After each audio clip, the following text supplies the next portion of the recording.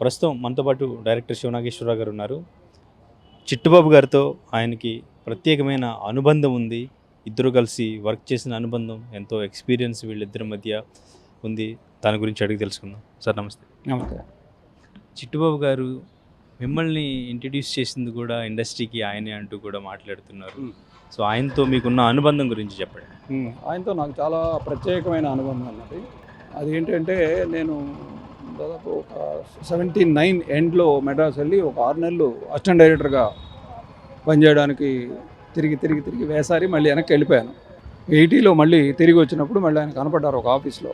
ఇలాగ నేను అసిస్టెంట్ డైరెక్టర్గా అవకాశం కోసం ట్రై చేస్తున్నాను, ఏమన్నా మీరు చెప్తారా అంటే, నువ్వు నాకు 6 నెలల క్రితం తెలుసు కదా, ఇదే ఆఫీస్లో ఇక్కడే ఉండేవాడు కదా, ఎందుకు అడగలేదు అని నన్ను కోప్పడి రేపు పొద్దున్న 7 గంటలకల్లా రాజాజీ హాల్కి వచ్చేయమన్నాడు. రాజాజీ హాల్కి వెళ్తే అక్కడ కృష్ణ గారితో షూటింగు, 150 మంది డాన్సర్లు, ధనుష్ అనే అతను డాన్స్ మాస్టరు, అక్కడ సాంగ్ జరుగుతుంది.